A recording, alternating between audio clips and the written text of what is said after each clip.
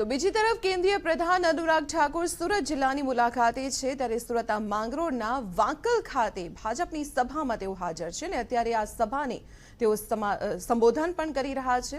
સુરતની માંગરોળ બેઠક પરથી ભાજપના ગણપતસિંહ વસાવા मैदाનમાં છે, ત્યારે તેમના પ્રચાર માટે अनुराग ठाकुर सभाમાં। हिमाचल के मोदी जी प्रभारी रहे 1994 से लेकर 2001 तक, बहुत लंबा समय में उनके साथ काम करने का अवसर मिला। और देखिए उस समय से लेकर मोदी जी आज तक का काम देखिए, किसी व्यक्ति के जीवन में 20 साल से ज्यादा सत्ता में हो गए हो, एक दिन की छुट्टी भी किसी ने अपने जीवन में ना ली हो। पहले गुजरात के लिए समर्पित, फिर देश के लिए समर्पित रहे। ये अपने आप में बहुत कुछ कहता है कि मोदी जी हमारे देश के लिए कितने समर्पित हैं। और मोदी जी तो ये कहते हैं कि गुजरात मेरी आत्मा है और भारत मेरा परमात्मा है। जिस व्यक्ति के ही दिलो दिमाग और सोच में गुजरात के विकास की बात हो, भारत को नई ऊंचाइयों पर ले जाने की बात हो, आप देखिए 2 दिन पहले क्या हुआ। दुनिया के जो सबसे शक्तिशाली 20 देश हैं, G20, उसकी मेजबानी का अब किसको जिम्मेदारी मिली? मोदी जी के नेतृत्व में भारत को जिम्मेदारी मिली है। अगला 1 साल दुनिया भर के देशों के लोग हमारे हिंदुस्तान आएंगे।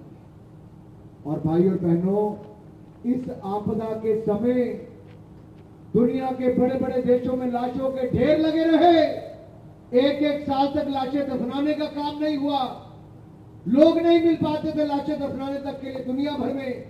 लेकिन ये भारत में मोदी सरकार थी जिसने भूखमरी और महामारी से बचाया भी, और नई रिफॉर्म्स लाकर, नई नीतियां लाकर हिंदुस्तान में दुनिया का सबसे ज्यादा निवेश लाने का काम भी किया, और दुनिया में सबसे तेजी से बढ़ने वाली अर्थव्यवस्था भी भारत को बनाने का काम किया।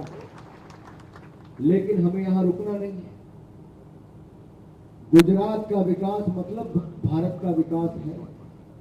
जितना गुजरात आगे बढ़ेगा उतना भारत आगे बढ़ेगा। इसलिए गुजरात में तो डबल इंजन की सरकार चाहिए। हमें भारत को आगे बढ़ाना है कि नहीं बढ़ाना है? किस किस को लगता है बढ़ाना है? अगर आपको लगता है गुजरात को आगे बढ़ाना है, तो हमें कमल का बटन दबाकर गणपत भाई को जिताकर फिर भारतीय जनता पार्टी की सरकार को बनाना, क्योंकि गुजरात जीतेगा तो भारत आगे बढ़ेगा। और गुजरात तब जीता है जब भारतीय जनता पार्टी जीतकर गुजरात का चहुमुखी विकास करवाती है। मेरे भाइयों को मैं 2 बातें आपके साथ जरूर करना चाहता हूं। आखिर ऐसा क्या किया मोदी जी ने? मैंने देखा गुजरात में तो कई हिस्से ऐसे थे जहां पानी नहीं आता था। अगर देश का सबसे बड़ा डैम कहीं पर बना तो सरदार सरोवर डैम नरेंद्र मोदी जी की सरकार ने बनाया। बहुत सारे लोग ऐसे जो सरदार सरोवर डैम का विरोध करते थे, बहुत सारे थे जो उसके पक्ष में खड़े थे। आज देश में दुनिया की सबसे बड़ी प्रतिमा कहीं पर बनकर तैयार हुई तो सरदार पटेल की एकता नगर में जाकर वहां भी प्रतिमा तैयार। आज वो एक आकर्षण का केंद्र बना है, दुनिया के लिए पर्यटन का केंद्र बना है, दुनिया के लिए मीटिंग्स का केंद्र बना है।